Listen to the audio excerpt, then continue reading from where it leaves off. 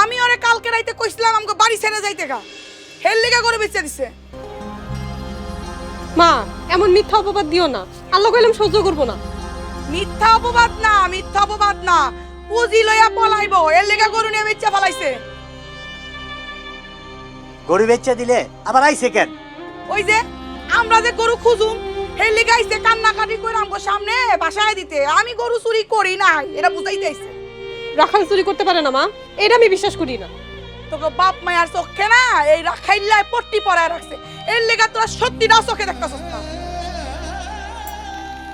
শুরু থেকেই দেখতাছি তুমি রাখালরে ঘৃণা করো, এর লেগেই যত দোষ তুমি রাখালরে দাও। কি?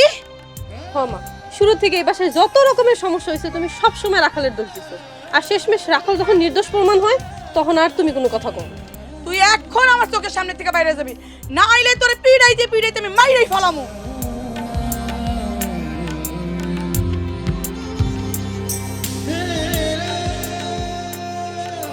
খালাম্মা, সবসময় আপনার মন জয় করতে চাইছি, পারি না। জীবনে মা কেমন কখনো দেখি নাই, আপনার মধ্যে মা খুঁজতাম,